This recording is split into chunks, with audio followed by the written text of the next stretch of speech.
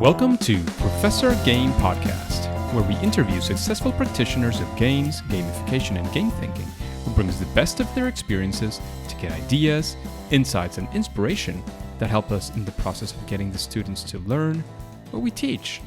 And I'm Rob Alvarez. I teach and work at IE Business School in Madrid, where we create interactive and engaging learning materials. Want to know more? Go to professorgame.com/subscribe, start on our email list, and ask me anything.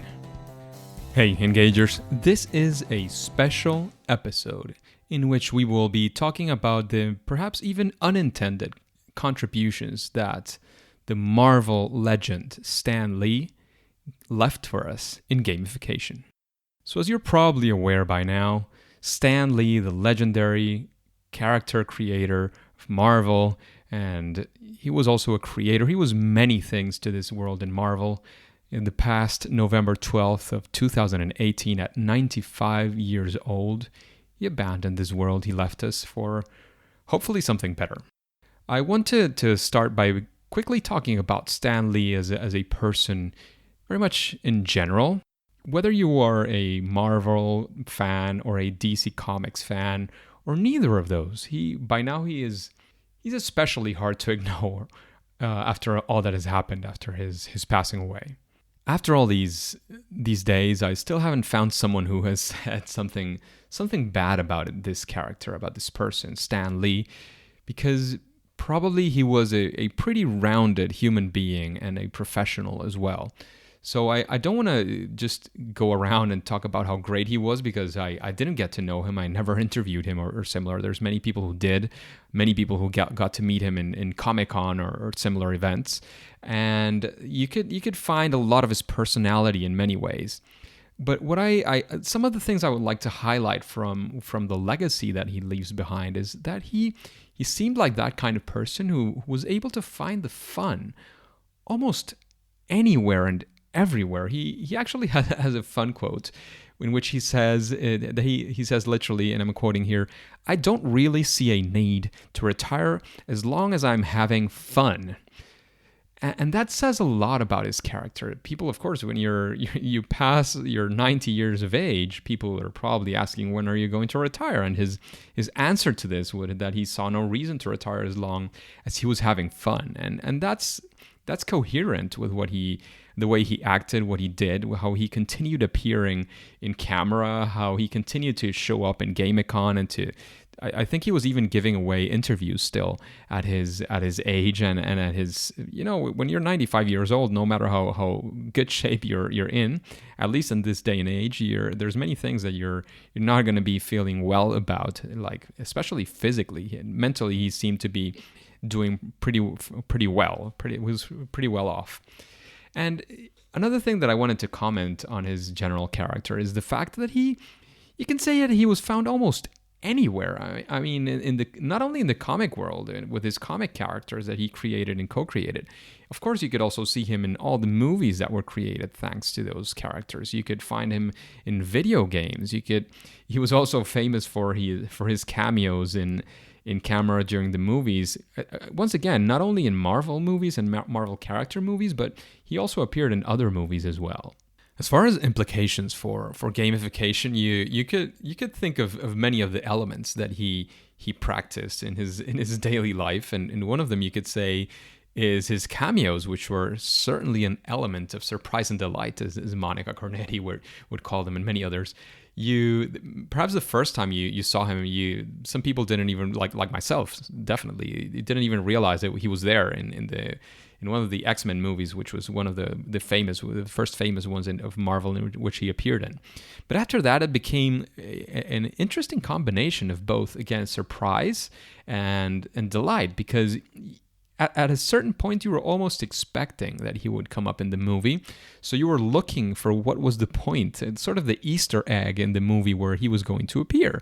So it was again, an element of surprise and delight, but in a different way. Because the first time, maybe it was quite surprising that you would see him in a movie because you were not expecting that. You were expecting to see the Marvel characters. But then, of course, it became a new sort of surprise when you saw him on the camera, because you didn't know where he was going to show up. You didn't know what he was going to talk about, what kind of thing he was going to do. So it was a very interesting and special way to get into surprise and delight. And that's something that I really like to highlight from these kinds of things. And there's many things in it that we can learn from such an experience that he was creating as not only a comic creator, but also a movie character all by himself. You could see him in one of the movies. He was Larry King, and in another movie he was playing as he was Stan Lee, of course. And in another movie he was a man being a real hero, saving a girl from the debris of a building coming down and almost falling on her. In another movie, you could think that he was Hugh Hefner, or that's my interpretation of. I think it's Iron Man who says, "Hugh, you look great," and he turns around and it's actually Stan Lee. So there's many places where you can find these cameos, and it's very it's a lot of fun. Once again, another very interesting element that I could highlight from his life and all the things that he did and that he created is, of course, he was a person who created all of these themes, these worlds, universe, and even multiverses that he created or co-created with other people. And that's a very important element when we are creating gamification, whether it's a very deeply immersive world that you're creating, or it's just some small elements that bring it all together. It's the creation of all these things that are brought together by a sort of a theme or something that runs through your whole design. In his case, everything was put together and related between comics. There's many famous comics in which you could, if you were, for example, a Hulk fan, you're reading the Hulk comics, and then you see whether a villain or even another superhero who came up in that comic, and he said, well, if you want to know more, you can go to this other comic as well. So he was bringing it all together into a single world, so to speak, of Marvel. And that's a very important thing that we can also think about when we are creating our own designs. How does every one of the elements that we're putting together, how is that related to one or other thing? And that could be, once again, as simple as, if you're teaching, for example, I'm teaching quantitative methods. How does all these topics that I'm teaching in quantitative methods bring together? How do they relate to each other? What are they there for? What's something that's running through all of the themes and all the topics that we're talking about? And realizing that and showing how those things are brought together is, once again, an element that we could use as far as gamification. And something else we could talk about as well is the social aspect, because all of the work because I've mentioned several times he created or co-created or both in many occasions, and it's about teamwork. You don't get to the size and the relevancy of a company like Marvel and to be somebody like Stan Lee just by yourself. He brought all of these things together, but he was just one of the center points of the whole universe of Marvel.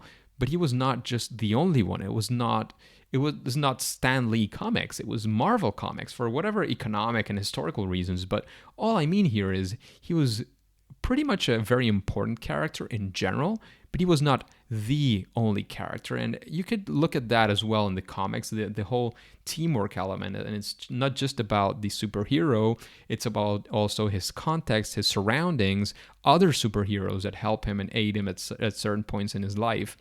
That's part of the important things and many of the things that we also like to teach when we are in education as well. So that's a very important element that we can see and we can bring, and we can show how teamwork works as well, and that even a superhero with all these powers needs of his team, needs of his people, needs of his social connections to get through both in life and to defeat the villains that come up to him. Once again, like rolling back a bit to the whole theme aspect and the whole bringing it all together that I mentioned many times. When you think about how Marvel functioned until his passing, you could think of that there was an element of bringing it all together. And again, it was in a way in the writing and in the movies, but also as a character himself. I'm not sure. I think he was very authentic in general, but I also do think that he sort of created a character about himself, and he was one of the characters in this whole Marvel universe that brought it all together. I mean, again, in the cameos in almost every single movie, you could see him in the Comic Cons talking about all the characters of Marvel. You could know that most of these characters were created by him. You could see him in interviews. You could see him all over the place. He was the element of bringing it all together, and it's something that is easy to forget about when you're working on something and you're putting all of these gamification and game elements together. It's easy to forget that they all have to have a certain unity in general of how all these things come together and become a single system in which you're creating your gamification. So again, Stan Lee was teaching us a lot about these systems through his comics, but also through his life and the character that he actually created for himself. Another beautiful element that I like to talk about when we're referring to a person like Stan Lee and the Marvel universe in general is that, of course, his characters were not real, just like when we create many characters in gamification. They don't need to be real, but his characters compared to, in general, other heroes and superheroes, they were closer to us. They were superheroes that we could relate to, because they had flaws, and it's not just about, all the powers that they had, but also all of the very human struggles that they were going through. He had once again, I'm going to quote from Stan Lee. He said, "Just because you have superpowers, that doesn't mean your love life would be perfect. I don't think superpowers automatically means there won't be any personality problems, family problems, or even money problems. I just tried to write characters who are human beings who also have superpowers." So these were actual humans just like the rest of us who happened to have these superpowers that they had. And there's also something else about these characters and about the importance of, and this brings us back to the ethics of gamification and the whole reason behind the engagement that you're looking for. And it's about the ethics. And here it's not just about the superpowers that they had and all those, incredible abilities that they had. The one of the most important elements about his characters was that they were doing the right thing. And again, another quote from Stan Lee, he said that a definition of a hero is someone who is concerned about other people's well-being and will go out of his or her way to help them, even if there's no chance of a reward. That person who helps others simply because it should or must be done and because it is the right thing to do is indeed, without a doubt, a real superhero. So again, it's teaching us, it's entertainment, but and this is another element that I wanted to talk about. It's entertainment with a message. It went further than just giving you entertainment. And that's, I'm not saying entertainment is a good or a bad thing. I'll talk about that further on as well. All I mean is that his entertainment went further than just entertainment. And it's, once again, it's one of the foundations of gamification itself. It's not just about the games and the game elements to entertain people, which again is perfectly fine. But what we're trying to do with gamification is to use these elements for something else. And he used entertainment also to bring a message. The famous quote in Spider-Man, which is one of my favorite characters in Marvel, is that when Uncle Ben tells Peter Parker, who becomes Spider-Man eventually, he says, "With great power comes great responsibility." And that's the way that Spider-Man lived through the rest of his years. He had flaws, he committed many mistakes, but from that point onwards, when he realized that this phrase was not only true, but very important, it guided the rest of his actions as a superhero. And you could also cite and quote the way that he created the X-Men, and especially in the time when that was created and the context in which that was created in the United States. He once again, he had another quote, and he said that the X-Men, he wanted them to be diverse. The whole underlying principle of the X-Men was to try to be an anti-bigotry story to show that there's good in every person. again, it's bringing the best inside of people, and it's entertainment that brings something else to the table. So we could almost call it the entertainification of these elements. It was not just the entertainment for the sake of entertainment, which is, of course, was and is the basis of such an industry, but it was also bringing something else to the table. It was the principles of diversity, the principle of having great power, the great responsibility. This does not just apply to superheroes. There is great power in many places, including politics, including education space, including CEOs and non-CEOs in companies. There are single people's decisions which imply a very large amount of power, and that we bring forward to the table and gamification to talk about the ethics and to do many other things that we could do through gamification. Then there's of course, and here I'm going to make a small mix, maybe to confuse you a little bit. There's this scene in one of the Batman movies, which again is not part of Marvel. It's actually part of the DC universe. But I'm going to quote a character there, the Joker, who says, "Why so serious?" And he's talking about completely different things, but it just makes me remember of the fact that both in many of the worlds, and in education, in the business world, in politics, and many others, there's no you don't have to be completely serious, in the sense that it could be serious business and you have to treat it very seriously, but you don't have to do it with a serious face. And again, a quote from Stan Lee, coming back to the Marvel universe, and this is very, very, for me, I found it very profound, very, very, I don't know, very touching, that he says that he used to be embarrassed. I'm going to do the full quote. So he says, I used to be embarrassed because I was just a comic book writer, while other people were building bridges or going on to medical careers. And then I began to realize entertainment is one of the most important things in people's lives.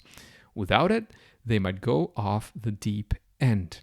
I feel that if you're able to entertain people, you're doing a good thing. And again, I'm going to take it even one step further than what Stan Lee did. You can, and to what he said actually, because he did a lot more, as we were discussing previously. Just entertaining people and getting them out of the usual is already a great thing that could be done, and that certainly was done through his very powerful messages in comics. But he not only did great entertainment, he also, once again, did entertainment with a message. And we can do gamification, or some people might want to say it's funification, of bringing the fun, or at least having tasks that are probably boring, or are tasks that people don't want to do, taking making them a little bit better, and not necessarily making them fun, as I was talking about with Greg Topol in the previous episode, but making them just a little bit better so that people feel better about themselves, about their jobs, about their roles, and about what they're doing. That is something that is worth doing, and that, again, could bring many consequences, whether it's in education, whether it's in the business world, that you get people to be more productive. In education, you get people perhaps with a better attitude to learn more and better, and that's something that is very, very good and very useful for today. And as in gamification, that we're trying to push the boundaries every day, and the way things are working, or at least that's my vision, and it's something that I think we should all be doing. In the 70s, he was also pushing the boundaries, because there was a certain level of censorship with comics. There was this, I'm not a comic connoisseur. I love comics, and I have many of them. I have even quite a few of them. I inherited this love from my dad, who gave me many of these comics and the love for these comics. But I'm not a connoisseur in general, so I don't know what the terms were back then. But he challenged the way that was going on, and he said, I'm not gonna get the seal of approval from that association. I don't care. I'm still gonna do comics, and I'm gonna put through this message, this powerful message that I believe should be out there. And he, for example, he made an episode or a comic of Spider-Man, where one of his best friends went into drugs and to drug addiction, and how he was coping with all those things. And that didn't get the seal of approval of this association, but it was one of the most popular comics of the time. So the association probably decided at some point to change a bit their policies, because they realized that it was not just about not talking about these things. It was about how talking about these things could be something that could even help. And again, I bring this back to gamification and the whole concept. And when people talk about games and video games being an addiction, and this is similar to what people were doing back in the 70s, when they were saying that the violence was due to, the people reading all of this violence in the comics and going into drugs, maybe even because they saw something like that in the comics. And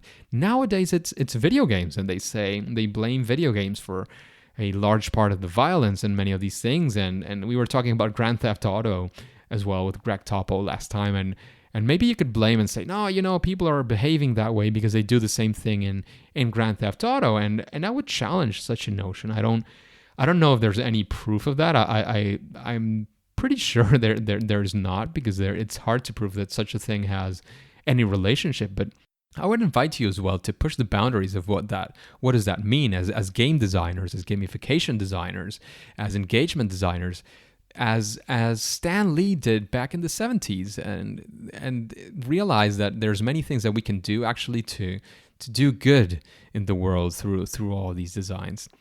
And finally, I just want to close this episode. I don't just want to leave it with a certain amount of considerations. I want to leave you with two calls to action.